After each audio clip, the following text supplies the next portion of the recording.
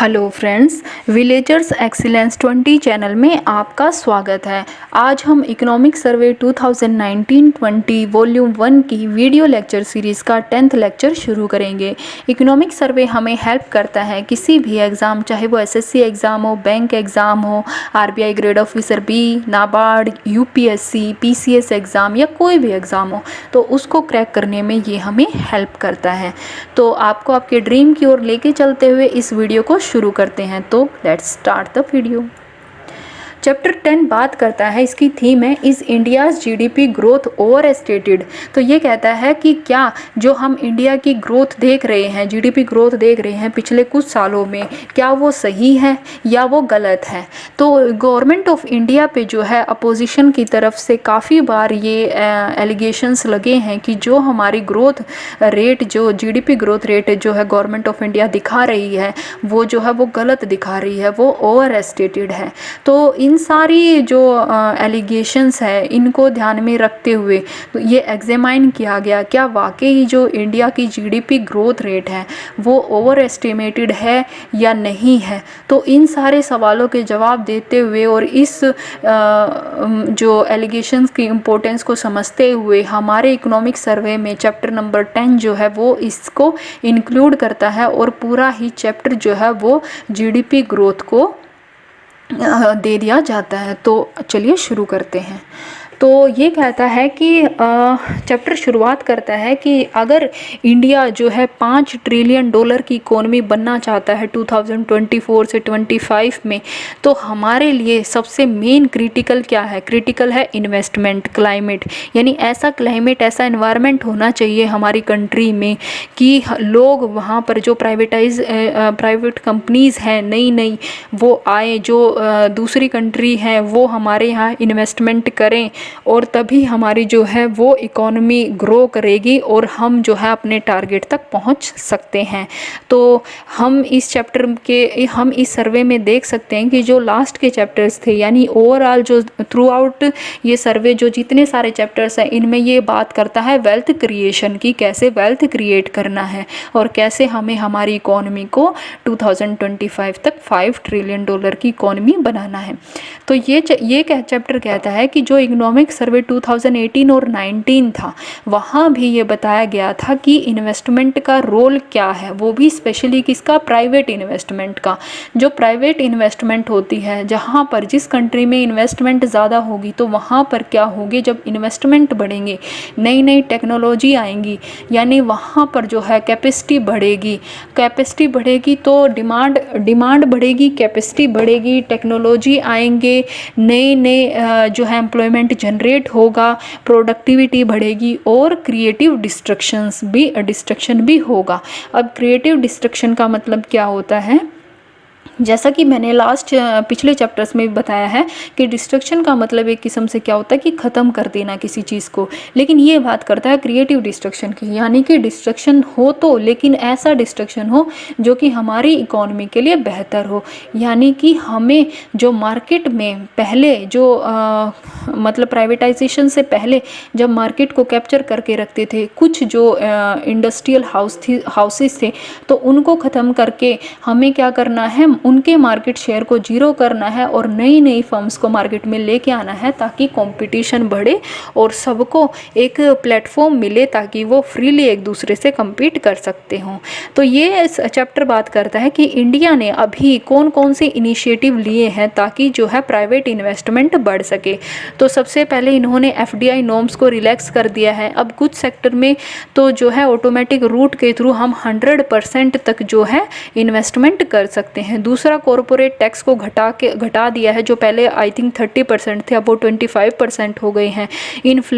Inflation को भी control करने के लिए इन्होंने जो है MPC कमेटी बना दी गई है, जिससे जो इन्फ्लेशन का उनको टारगेट फिक्स कर दिया है कि आपको जो सारे मेजर्स लेने हैं और इन्फ्लेशन को इस पर्टिकुलर टारगेट पे रखना है।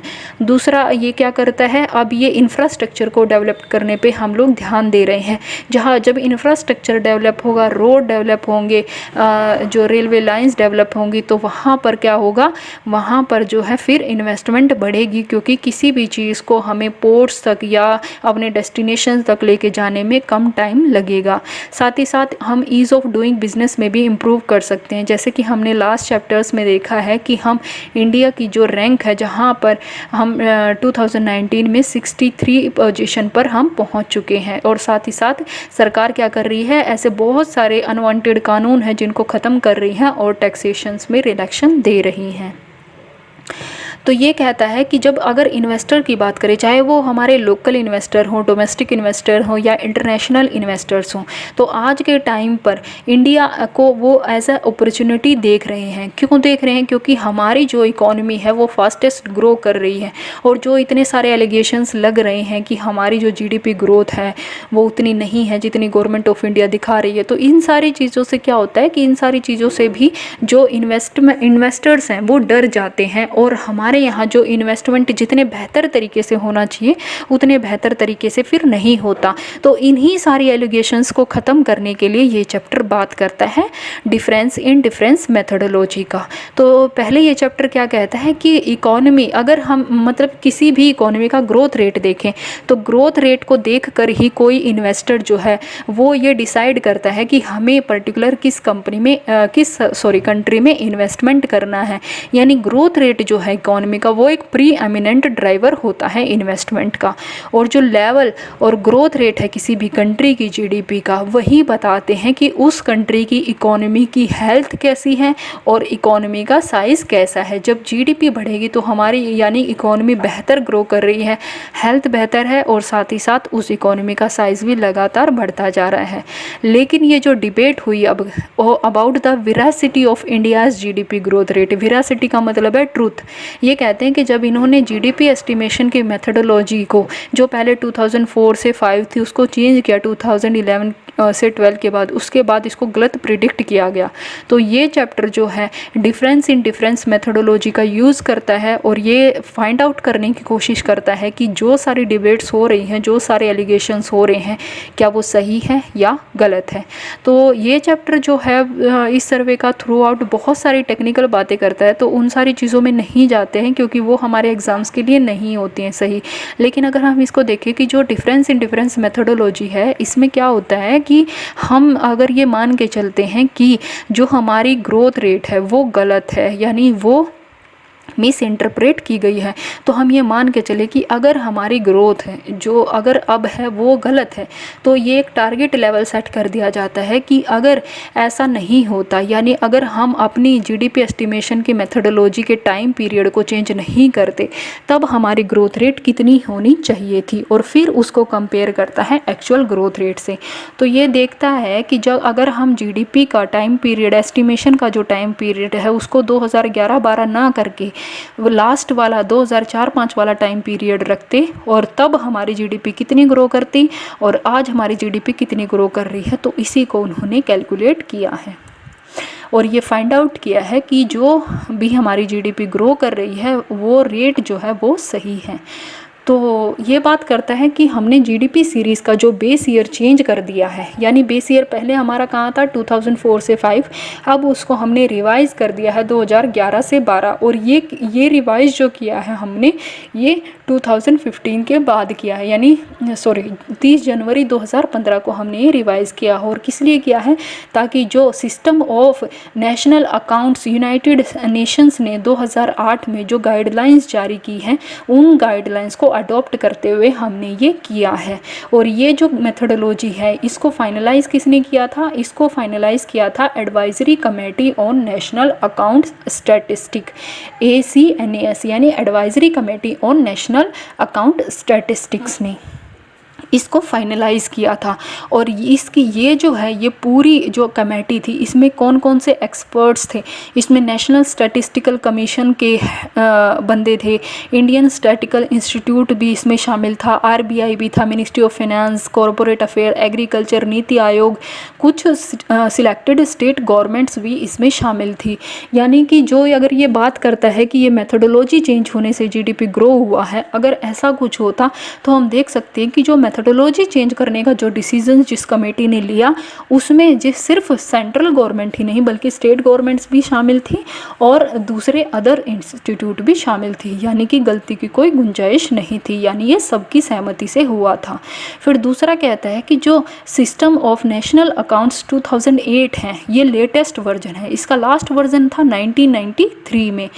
तो इसमें जो है इंडिया की जो इंटर सेक्रेटेरिएट वर्किंग ग्रुप है नेशनल अकाउंट्स में इन इंडिया, उसने ये मैंडेट कर दिया था ये डेवलप करने के लिए, यानी हम ऐसे ही मेथड लेके आए और हम जो नई गाइडलाइंस है उनको अडॉप्ट करते हुए अपनी जीडीपी सीरीज़ के बेस ईयर को चेंज करें।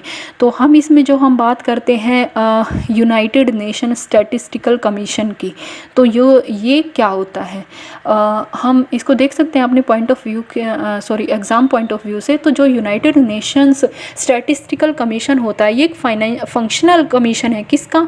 United nation economic and social council का, जो हमारी इकोसॉक भी जिसको बोलते हैं। तो united nation economic and social council, तो जो सबसे पहले जो हमारी united nation economic and social council होती है ये one of the 6 principal organ होती है यूनाइटेड नेशंस की। और यूनाइटेड नेशंस जो है ने इस काउंसिल को डेवलप किया टू कोऑर्डिनेट द इकोनॉमिक और social field of the organisations. और यूनाइटेड नेशन कब आया था? 1945 में। और इसका हेडक्वार्टर कहाँ है? इसका हेडक्वार्टर है न्यूयॉर्क में, यूएसए में।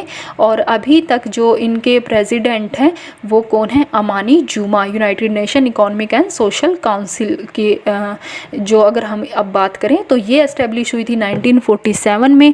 और ये ग्लोबल स्टैटिस्टिकल सिस्टम है, हाईएस्ट ग्लोबल स्टैटिस्टिकल सिस्टम है। और ये जो है ओवरऑल कंट्रीज़ की जो इनकी पार्टनर कंट्रीज़ होती हैं उनके स्टैटिस्टिकल एक्टिविटीज़ को चेक करता है, उनके स्टैंडर्ड्स को चेक करता है, उनको इम्प्लीमेंट कराता है नेशनल इंटरनेशनल लेवल पे। इसके 24 मेंबर्स हैं। तो अगर हम इसके हेड की बात करें तो ये है जैकरी वांगी, जब तक कि ये वीडियो रिकॉर्ड हो रही है। अगर स्पेलिंग मिस इंटरप्रेट है तो उसके लिए सॉरी। तो ये चैप्टर जो है ये बात करता है कि जब हम इन सारे स्टैटिस्टिकल इकोनोमेट्रिक एनालिसिस को देखते हैं, स्टडी करते हैं, तो हमें ऐसा कोई भी एविडेंस नहीं मिलता जो कि ये शो कर सके कि इंडिया की जीडीपी ग्रोथ जो है वो मिस एस्टिमेट हुई है। वही ये बात करता है कि अगर ये मॉडल इनकरेक्ट होता तो ये ओवर एस्टिमेट करता जीडीपी ग्रोथ को, इंडिया की ही नहीं बाकी दूसरी कंट्रीज़ की। और इंडिया की जीडीपी ग्रोथ को जो ओवर एस्टिमेट किया इनकरेक्टली वो 2.77% है। वहीं जो अदर 51 कंट्रीज़ हैं उनकी ग्रोथ रेट को भी ओवर एस्टिमेट किया 4% टू -4.6% तक, जिसमें यूके की ग्रोथ है +1.6% उसको ओवर एस्टिमेट किया, जर्मनी को +1.0%, सिंगापुर को -2.3%, साउथ अफ्रीका को -1.2% और बेल्जियम को -1.3%। यानी कि जो हमने ये मॉडल लिया है ये जो है करेक्ट है। और हमने जब इसको दूसरी कंट्रीज़ के साथ कंपेयर किया है तो जो इंडिया की जो ग्रोथ रेट है, जीडीपी ग्रोथ रेट है, वो ओवर एस्टिमेटेड नहीं है। तो कंक्लूजन में ये चैप्टर बात करता है कि हमको जो है अगर हम बात करें कि इंडिया की जीडीपी ग्रोथ की, तो हमको ये जो है हमें ऐसे ही नहीं देखना चाहिए, बल्कि इसको हमें इकोनॉमिक सर्वे के चैप्टर 2 के साथ इसको हमें कंपेयर करना चाहिए। जो चैप्टर 2 बात करता है entrepreneurship and wealth creation at the grass root level पे, चैप्टर 2 बात करता है। अगर आपने चैप्टर 2 अभी तक नहीं देखा है तो आप जो है इस प्लेलिस्ट में जा सकते हैं इकोनॉमिक सर्वे की, आप उस वहाँ से चेक कर सकते हैं। तो जो चैप्टर 2 है वो कहता है कि नई नई फर्म्स क्रिएट हुई हैं इंडिया में अक्रॉस 504 डिस्ट्रिक्ट्स में। तो इससे 2 ऑब्जर्वेशन वहाँ निकल के आती हैं। पहला, जब नंबर ऑफ़ फर्म्स जो हैं वो रजिस्टर होती हैं फॉर्मल सेक्टर में, 10% नंबर ऑफ़ फर्म्स जब रजिस्टर होती हैं तो उससे डिस्ट्रिक्ट लेवल की जो जीडीपी ग्रोथ है वो 1.8% जो है वो बढ़ती है। अगर डिस्ट्रिक्ट लेवल की ग्रोथ रेट बढ़ेगी तो ओवरऑल जो कंट्री लेवल की ग्रोथ है वो भी बढ़ती है। दूसरा ये क्या कहता है? दूसरा ये कहता है कि जो नई फर्म्स का रजिस्ट्रेशन हुआ है वो सर्विस सेक्टर में जो है वो ज़्यादा देखा गया है हमारे यहाँ। तो ये बात करता है कि अगर जब हम इस चैप्टर को देखते हैं और हम ये फाइंड आउट करते हैं कि जो हमारी नई फर्म्स का रजिस्ट्रेशन हो रहा है, जो ग्रोथ रेट है, जीडीपी ग्रोथ रेट है, वो डिस्ट्रिक्ट लेवल तक भी बढ़ रही है, तो अगर हम बात करें डिस्ट्रिक्ट लेवल की, जब जीडीपी बढ़ेगी तो ओवरऑल हमारी कंट्री की जीडीपी भी बढ़ती है। तो यानी कि ये सारी जो हमने एस्टीमेट लगाए हैं ये सही हैं, और जो ये veracity of India's GDP growth की बात हुई थी वो जो है वो गलत है, यानी कि हमारी जो जीडीपी ग्रोथ रेट है वो सही है। और इन्हीं सारी चीज़ों को ध्यान में रखते हुए एक 28 मेंबर की कमेटी बनाई गई, standing committee on economic statistics में, जिसके हेड हैं हमारे इंडियन फॉर्मर चीफ स्टैटिस्टिशियन, वो है प्रणव सेन। जो प्रणव सेन है वो बेसिकली जो अपोज कर रहे हैं हमारी जीडीपी ग्रोथ रेट की, यानी जो डिबेट में हिस्सा ले रहे हैं और ये बता रहे हैं कि यानी हमारी जीडीपी इतना ग्रो नहीं की है, तो वो उनमें से एक प्रणव सेन है। तो इसलिए अब ये हेड बना दिया गया है इस कमेटी के, और उनको बोला गया है कि अगर कोई मिस इंटरप्रेशन है, अगर ओवर एस्टिमेटेड है, तो आप उसके बारे में बताइए। तो आज के चैप्टर में सिर्फ इतना ही। अगर आपको ये वीडियो पसंद आया है तो please do like, share and subscribe my channel. Thank you. मिलते हैं नेक्स्ट वीडियो में। Till then bye bye.